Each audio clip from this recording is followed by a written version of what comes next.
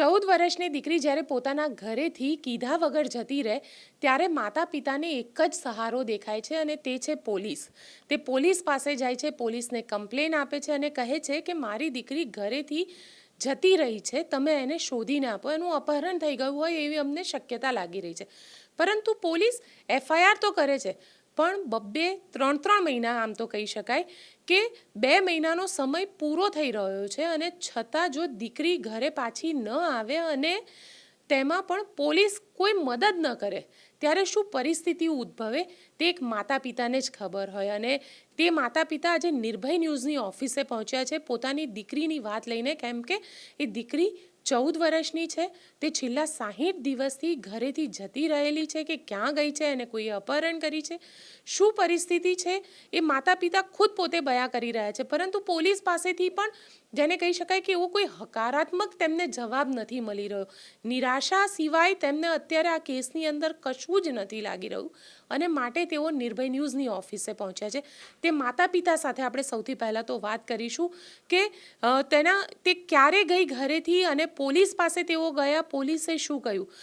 બેન, એ કહો કે આપની દીકરી ક્યારે ઘરેથી નીકળી હતી અને કેટલા વર્ષની છે અને શું પરિસ્થિતિ હતી? મારી દીકરી 29 તારીખ રાતે 12-12:30 વાગ્યાની ઘરેથી નીકળી છે અને રાતે અમને 1 વાગ્યાની માહિતી મળતા કે અમારી દીકરી નથી, એટલે અમે પોલીસનો સહારો લીધો અને 29 તારીખના દિવસે અમે FIR નોંધાઈ અને FIR નોંધાઈને 2 મહિના અને 4 દિવસ થઈ ગયા છે, છતાં અમને કોઈ પણ સંતોષકારક જવાબ મળતો નથી. અમે એમને પૂછીએ એટલે એ એમ કહે છે કે તપાસ ચાલુ છે, અમને લોકેશન મળતું નહીં, એવું બધું અમને કહે છે. પછી અમે કંટાળ્યા, મહિનો થયો એટલે અમે ABS કોપર્સ કરી ગયા મહિનાની 2 તારીખની. આજે 2 મહિનો થઈ ગયો છે ABS કોપર્સ કર્યાને, હાઈકોર્ટમાં કરી, છતાં પણ અમને કોઈ સંતોષકારક જવાબ મળ્યો નથી. અમને ન્યાય નથી મળ્યો એટલે અમે આ નિર્ભય ન્યૂઝમાં આવી અને અમે આ સર્વ સમાજને વિનંતી કરીએ છીએ કે અમને સહકાર મળે અને અમને આ ન્યાય મળે એવી અમારી રિક્વેસ્ટ છે તમને. બિલકુલ, અમે ચહેરો નથી બતાવી રહ્યા કેમ કે દીકરીના મા બાપ છે, 14 વર્ષની દીકરી છે અને ઘરેથી કોઈ અપહરણ કરીને ગયું છે, ક્યાં ચાલી ગઈ છે તે પણ એમને ખબર નથી અને માટે અમે તમને એમનો ચહેરો નથી બતાવી રહ્યા. એ દીકરીના પિતા છે, કારણ કે બાપ ઉપર શું વીતતી હશે કે જે પોતાની વાલસો એટલે 14 વર્ષની દીકરીને જે છેલ્લા 60 દિવસથી એના ઘરે પાછી નથી આવી, એ પિતા એ માતા ઉપર શું વીતી હશે. આપ કહો, શું કહેશો આપની દીકરી ક્યારે ઘરેથી ગઈ? મારી દીકરી એ બાપ બોલી નથી શકતો, આંખમાં આંસુ છે. તમને શું લાગે છે દીકરી ક્યાં હશે, કઈ પરિસ્થિતિમાં હશે દીકરી? મારી દીકરીને 2 મહિના થઈ ગયા છે, હજુ સુધી કોઈ ગોતીને અમને આપતા નથી પોલીસવાળા. પોલીસ શું કહે છે? તમે કેટલી વાર પોલીસ સ્ટેશને ગયા? સંતોષકારક જવાબ નથી મળતો, એમ જ કહે છે કે તપાસ ચાલુ છે, આવું કહે છે. કેટલી વાર ગયા પોલીસ સ્ટેશને? 8 થી 10 ધક્કા ખાઈ રહ્યા છીએ, હજુ સુધી અમને જવાબ મળતો નથી. સર્વે સમાજને હું વિનંતી કરું છું, સર્વે સમાજ મને સાથ સહકાર આપવા વિનંતી. એ બાપને નથી ખબર કે દીકરી ક્યાં છે અને સૌથી વધારે તકલીફ એમને એ થઈ રહી છે કે પોલીસ પાસે પણ એટલી વાર ગયા પરંતુ પોલીસ પણ એવો કોઈ જવાબ નથી આપી રહી. હેબિયસ તમે ફાઇલ કરી, હેબિયસમાં શું કહી રહ્યા છે? ABSમાં પહેલી હિયરિંગ અમારે 19 તારીખની આવી, એ દિવસે હાઈકોર્ટનો આદેશ હતો 24 તારીખની કે છોકરીને હાજર કરો. 24 તારીખે અમે હાઈકોર્ટમાં ગયા એટલે અમારો નંબર આવતા સુધી ટાઈમ પૂરું થઈ ગયો. એના પછી અમને આ 12 તારીખ આપી છે. 12 તારીખ આપી છે, હેબિયસ ફાઇલ કરેલી છે. એમના વકીલ આપણી સાથે અત્યારે અહીંયા હાજર છે, વકીલ સાથે પણ વાત કરીએ કારણ કે તેઓ પણ સતત પોલીસ સ્ટેશનના ધક્કા ખાઈ રહ્યા છે. શું કહેશો, કેટલી વાર પોલીસ પાસે ગયા અને આ એક બાપની પીડાને પોલીસ કેમ નથી સમજી રહી? પીડિત પરિવારના લોકો છેલ્લા 2 મહિનાથી સતત પ્રયાસ કરી રહ્યા છે કે અમારી દીકરીનું જે અપહરણ થઈ ગયું છે, જે અસામાજિક તત્વે આ અપહરણની કોશિશ કરી છે, એને ક્યાંય કોઈ જગ્યાએ પકડવામાં નથી આવ્યો.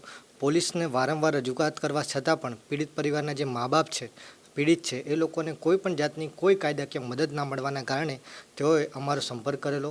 સામાજિકતા જાગૃતિ મિશનના સહપ્રભારી તરીકે અમે તેઓનો સંતોષકારક એમનો પત્ર લયો, મદદ માટેનો પત્ર લીધો અને એના આધારે અમે અમારા સંગઠનના લોકો સાથે વાત કરી અને તેમના આગેવાનો સાથે વાત કરી અને આજ રોજ અમે ગાંધીનગર જિલ્લાના એસપી સાહેબશ્રીને પણ રજૂઆત કરી અને એક પત્ર પણ આપ્યો છે કે તાત્કાલિક ધોરણે આ જે અપહરણ કરનાર વ્યક્તિ છે એને પકડવામાં આવે. પીડિત પરિવારની જે દીકરી છે એને જ્યાં પણ હોય ત્યાંથી તાત્કાલિક ધોરણે પોતાની સત્તાનો ઉપયોગ કરી, કાયદાનો ઉપયોગ કરી એને પકડીને તાત્કાલિક ધોરણે એના માતા પિતાને સોંપવામાં આવે. સાથે સાથે પોલીસ મહાનિદેશક સાહેબશ્રીને પણ અમે મળ્યા અને અમે એવું જણાવ્યું કે ભાઈ આ જે પીડિત પરિવાર છે, કાયદાની ભાષામાં જો વાત કરીએ તો આ દેશનું બંધારણ છે, આ દેશના કાયદા છે. તાત્કાલિક ધોરણે આ દીકરીને ન્યાય મળવો જોઈએ, એના પરિવારને ન્યાય મળવો જોઈએ. આપણે જે રાજ્ય સરકાર છે એ બેટી બચાવવાની જ્યારે વાત કરતી હોય તો ગુજરાતના પાટનગરની અંદર જો આવો કિસ્સો બનતો હોય તો ગુજરાતના પછાત જિલ્લાઓમાં શું પરિસ્થિતિ હશે એનો તાગ આ વાત ઉપરથી આપણે મેળવી શકીએ છીએ. સાથે સાથે અમે એસપી સાહેબ અને પોલીસ મહાનિદેશક સાહેબશ્રીને એ વાતનું અરજી પણ આપી છે કે જો દિન 7ની અંદર જો આ પીડિત પરિવારને જે આપણા સર્વ સમાજની દીકરી છે, આ દીકરી કોઈ એક સમાજની કે એક ધર્મના વ્યક્તિની નથી, આ સમગ્ર ગુજરાતની સમગ્ર દેશની દીકરી છે. એટલે જો ન્યાય નહીં મળે તો દિન 7ની અંદર અનિશ્ચિત મુદતના અમે ધરણા ઉપર બેસવાના છે એવી વાત કરી છે અને કાયદાની રીતે અમે આગળ પણ કાર્યવાહી કરીને એમને મદદ કરવાના છે. પોલીસ શું કહી રહી છે? પોલીસ પાસે તમે લોકો ગયા હતા? પોલીસ જોડે પીડિતાના વાલી માતા પિતા ગયેલા પણ એમને કોઈ સંતોષકારક કોઈ પણ વાર જવાબ મળેલ નથી. કોઈ વાર પોલીસની તપાસમાં એમના ઘરે બી પોલીસ આવેલી પણ એ લોકોનું તો બી એવી રીતે બિહેવિયર છે કે આ લોકોને ડરાવતા હોય. તો એ લોકો અમારી જોડે આવ્યા અને અમે એમને તમારા ત્યાં ન્યૂઝ ચેનલ સુધી લઈ આવ્યા કે એમને કંઈક ન્યાય મળે. તમે આખા મામલામાં ગૃહમંત્રીને, મુખ્યમંત્રીને રજૂઆત કરી છે? આ મામલામાં સગીર દીકરીના માતા પિતાએ ગૃહમંત્રીને પણ આવેદનપત્ર રૂબરૂ જઈને આપેલ છે. સીએમ ઓફિસથી આવેદનપત્ર આપેલો હોવાથી પોલીસ સ્ટેશન સુધી પહોંચ્યો છે, એ પણ કોપી અમારી જોડે છે.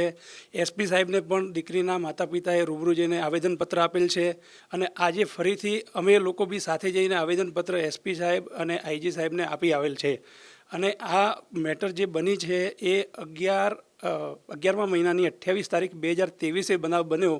એ જ દિવસે 2 કલાકની અંદર એફઆઈઆર અડાલજ પોલીસ સ્ટેશનમાં સગીરાના માતા પિતાએ કરેલી છે, એફઆઈઆર ફડાયેલી છે. તો પણ આ કાર્યવાહી આટલા સમયથી લંબાઈ ગયેલ હોવા છતાં બી કંઈ અત્યાર સુધી કાર્યવાહી થઈ નથી પોલીસ તરફથી. અને ગૃહમંત્રી ઓફિસથી પણ કોઈ સંતોષકારક હજુ સુધી કંઈ કાર્યવાહી થયેલું મળેલ નથી પત્ર. પોલીસ ઈચ્છે તો કેટલી મિનિટમાં પકડી શકે? પોલીસ જો ઈચ્છે તો આ 24 કલાક ન થવા દે, એના પહેલાં દીકરી ઘરમાં હાજર થઈ જાય. પોલીસ ધારે એ કરી શકે છે અને ઘણા કિસ્સાઓ અમે જોયા છે કે જેમાં 24 કલાક પણ નથી લાગતા અને આરોપીને હાજર કરી દેતા હોય છે દેશના કોઈ પણ ખૂણેથી. બિલકુલ. એ પિતાને પૂછે કે શું પોલીસ શું કહે છે તમને? કે પોલીસ આવે છે કે પોલીસ પાસે તમે જાઓ છો તો પોલીસનો જવાબ શું હોય છે? દીકરીને શોધવાનો હોય છે કે પછી તમને ડરાવવાનો હોય છે? પોલીસ આવે છે એટલે એમ જ કહે છે કે તપાસ ચાલુ છે અને પોલીસને આયા તો 1 મહિનો થઈ ગયો, મારા ઘર જોયાને મહિનો થઈ ગયો, મારા ઘરે હજુ સુધી 1 મહિનો થઈ ગયો પોલીસ આવી નથી. અને 1 મહિનાથી હું અમુક ટાઈમે ધક્કા ખાઉં એટલે મને એમ જ કહે છે કે તપાસ ચાલુ છે, તપાસ ચાલુ છે, આવી વાત મને કરે છે.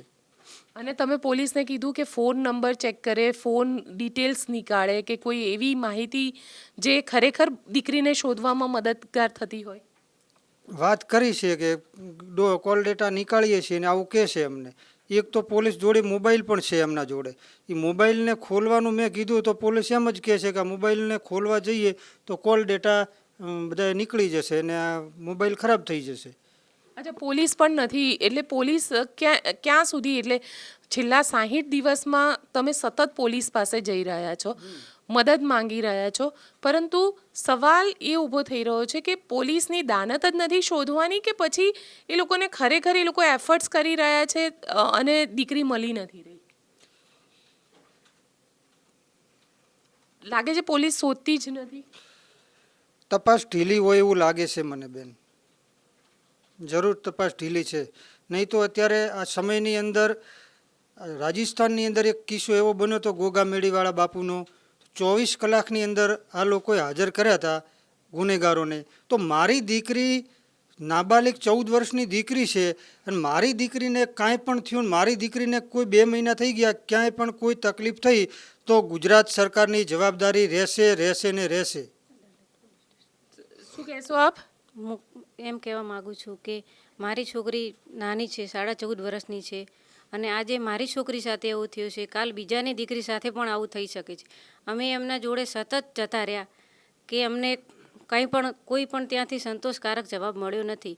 અમને એમના જોડે જઈએ એટલે એ લોકો એમ કહે છે કે અમને લોકેશન નહીં મળતું, અમારી તપાસ ચાલુ છે. આવી રીતનો અમને જવાબ આપીને અમને ઘેર મોકલી દે, તમે શાંતિ રાખો, અમે તમારી છોકરી શોધી રહીશું, આવી રીતના અમને કહે છે. કેટલી વાર કીધું કે શાંતિ રાખો. આ શાંતિ રાખવામાં ક્યાંક દીકરી 14 વર્ષની દીકરી છે. હા, એટલે અમે લગાતાર 1 મહિનો એમના જોડે ગયા.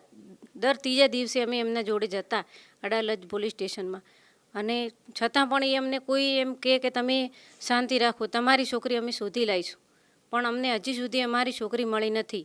એટલે અમે આ નિર્ભય ન્યૂઝની સહારે આવ્યા છીએ. બિલકુલ 60 દિવસ થઈ ગયા છે. પોલીસ સ્ટેશને સતત ગયા, એ લોકો 7 થી 8 વાર પોલીસ સ્ટેશને ગયા. દરેક વખતે એક જ વસ્તુ કહેવામાં આવી કે તમે શાંતિ રાખો. પણ એક મા બાપ છે, પોલીસના ઘરે પણ કદાચ દીકરી હોય તો એની દીકરી જો 10 મિનિટ માટે પણ ન મળે ને તો એ પોલીસ કર્મીની હાલત પણ ખરાબ થઈ જતી હોય છે. આ મા બાપની દીકરી છેલ્લા 60 દિવસથી ઘરે નથી અને મા બાપને સતત ચિંતા સતાવી રહી છે, કેમ કે દીકરી માત્ર 14 વર્ષની છે. એ દીકરી ક્યાં છે, એને ખાધું છે, પીધું છે, જીવે છે, મરી ગઈ છે, એ સુદ્ધા પણ એ મા બાપને નથી ખબર. હવે મા બાપને માત્ર આશા છે કે પોલીસ કંઈક કાર્યવાહી કરે તો એમની દીકરી અત્યારે ક્યાં છે, શું પરિસ્થિતિમાં છે, ક્યાં છે, કઈ રીતે છે, એ દરેક વસ્તુ એમને ખબર પડી શકે. કારણ કે હેબિયસ એમને ફાઇલ કરી છે, હવે હાઈકોર્ટના દરવાજા ખખડાવ્યા છે.